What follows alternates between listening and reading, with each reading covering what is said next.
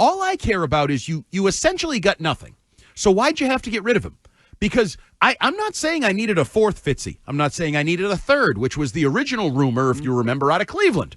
I'm saying just keep him.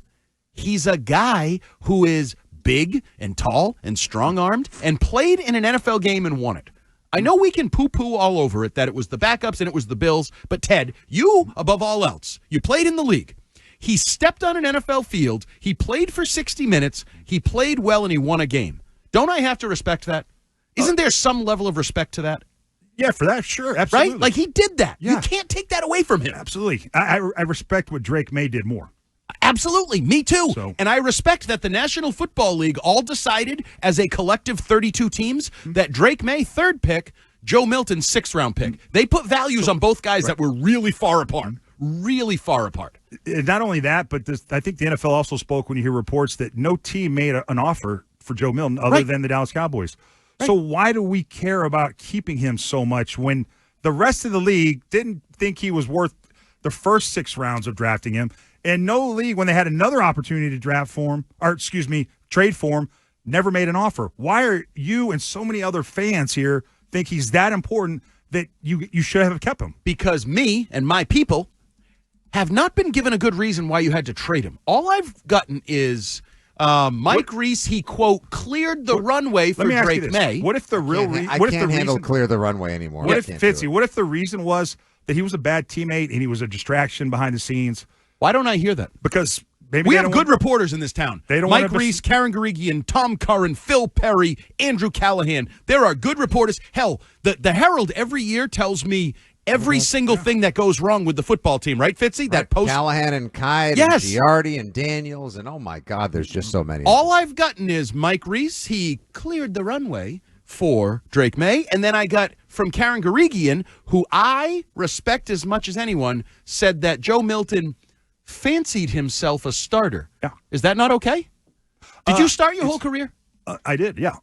Brag. Yeah, I mean, excuse me. It's a facts. They're facts. Okay, let's just pretend you hadn't. Yeah. Let's just pretend. I mean, there was a year when I, Bill and I were. No, but I mean, like when you came into the league, let's just pretend. Let me guess, didn't get along or see eye to eye? Yeah, for a couple games. Let's just pretend Vincent Brown was the starter and you were the backup and you sat for like 10 weeks and you fancied yourself a starter. Mm-hmm. Do you think that made you a bad person or would have made you a bad person? Should they have traded? Shouldn't every backup fancy themselves a starter? Not if I was a 6th-round draft pick and I'm thinking I'm going around telling everybody on the team and telling everybody around town that I should be starting over Vincent Brown. Okay. No, I would have kept my mouth shut. Do we know he did that? It feels like there's evidence. I don't want feels like. I want facts. You know what? I just don't think. I think they're putting them out there a little bit. I just don't think they want to besmirch the guy. I don't think they want to talk bad about the guy. It's like they made the trade. And now let's move on, kind of thing. All the best. We're moving on. We're on to 2025. Good luck. God bless. Good night. Thank you. There's some latest kind of thoughts on this, on how these teams did from Adam Schefter. This was what he had to say about the Joe Milton trade earlier today. Well, a couple of things. I think Joe Milton was given permission to seek a trade. Mm-hmm. I think that he recognized that Drake Maye was there, and they went out and signed Josh Dobbs as a veteran. And so he's looking at being the number 3 guy and no room to really grow. So I think he was looking for a fresh start.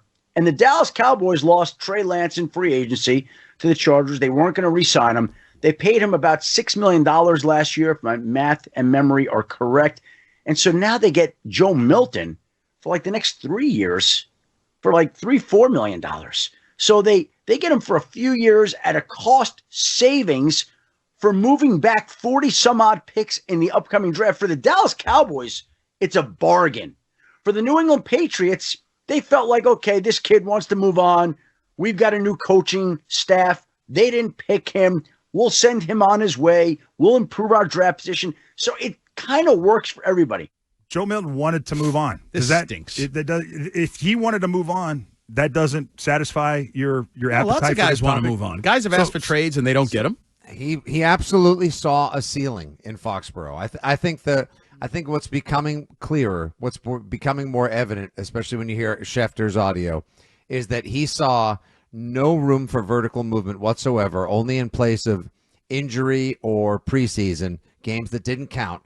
And he wanted to go someplace, any place where he thought there was an opportunity. Maybe his agent knows that because of that god-awful contract Dak Prescott signed, that if Joe Milton goes down there, flies right the next year, they'll cut him in a year because they can't afford to be paying that kind of money and surround the Cowboys in the Brian Schottenheimer era with anything reasonable outside of CeeDee Lamb. So who knows? Because the ceiling here is Drake Maye, and it was going nowhere. So Dan Ball, real quick, before I get to Dan Ball, he's got a very hot opinion. I'm going to say it again. Yeah, that's generous. I am so glad that Bill Belichick and Tom Brady didn't take this approach in 2001, because if they had the Excuse me? Not the same. Excuse me? What's not the same? It's not the same. That's right. Drew was more established, more highly paid, more entrenched, more in with the owner. He was an extra son of the Kraft family, and Tom Brady said, I'll beat him out. I'll beat his ass out. And then Bill said, okay, I got a hot shot young quarterback. I'll move him to 2 on the depth chart ahead of Damon Heward. And then eventually a dynasty was born. And if we took this loser mentality that they just took, the dynasty would have never happened, and we would not be calling you Ted Johnson, 3-time Super Bowl champion on WEEI Afternoons. Different deal. Dan, do you want to weigh in or?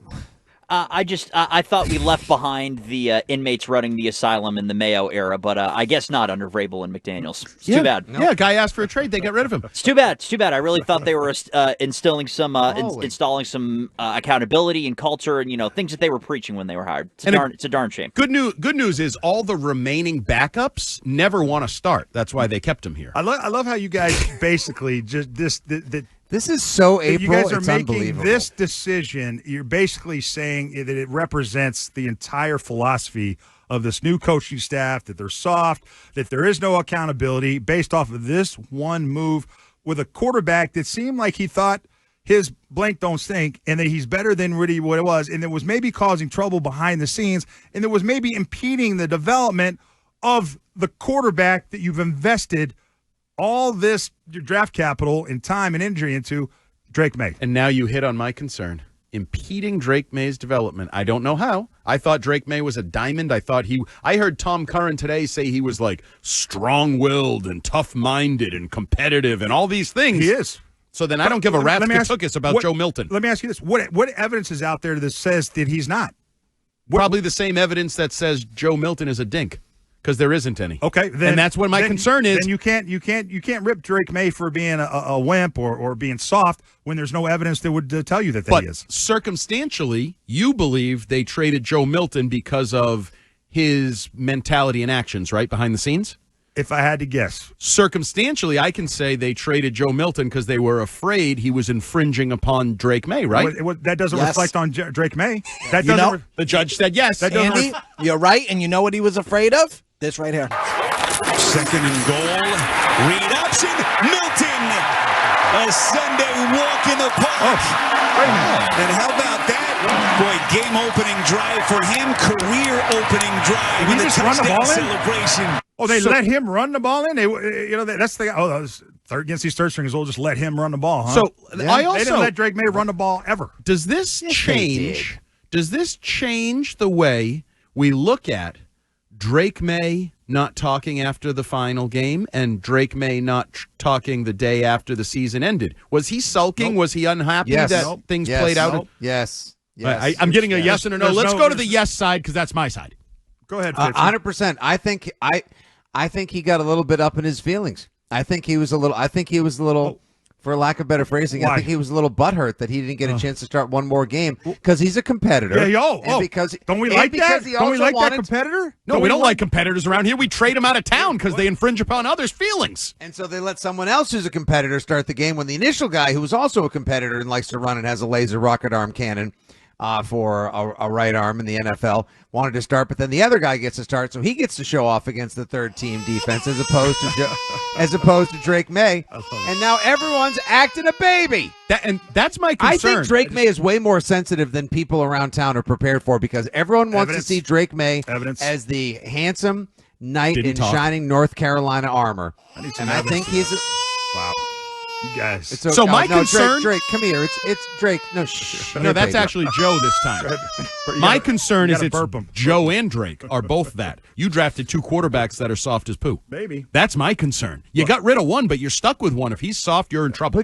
But Andy, you said that Drake Maye was a diamond. This is going to shock you, Fitzy, after all these years together. There are a few occasions, very rarely, that I am wrong. Whoa! What? Don't tell your wife. Clip it. And I don't want to be wrong about Drake Maye. I thought he was a diamond. I thought he was raised in that world of brothers and professional sports and competitors, and his dad's a quarterback, and he's been a quarterback since he was young, and he's a leader and all these things, and then they had to trade away his competition. Do you think Drake Maye went into the office of Mike Vrabel and said, you need to trade this guy because he's impeding my development? I don't know. But my guess is no way. Was no on the way phone? In heck did he do that? Okay, it's a cell phone call. So you're putting all this on Drake Maye like it was his. But you're putting it all on Joe Milton, and we don't have any factual knowledge of it being on either guy. I'm putting it on the coaching staff for seeing it and thinking that maybe this isn't going to be a good dynamic. So the cocksure coach wasn't sure he could coach these two. You know what? It's not worth it to him. The cocksure coach is like, you know what? Why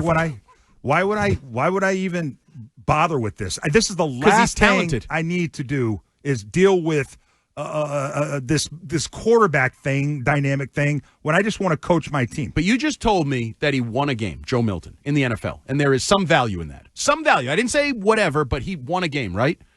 You wouldn't want that guy around to develop on a cheap contract in case, I don't know, Drake Maye blows his ACL. Have a talent. Have another guy. Ideally, absolutely. But not if he's causing problems behind the scenes.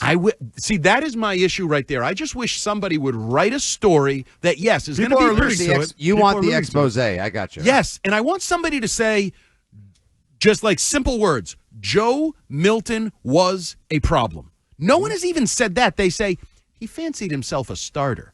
Right. But we also have the other side of it. We got your guy, Ben Volen. Ben Volen telling me that Drake Maye's family was sad that they drafted another quarterback. That's circumstantial evidence that he's soft, correct? No. Generationally. No. What? No. No, I don't.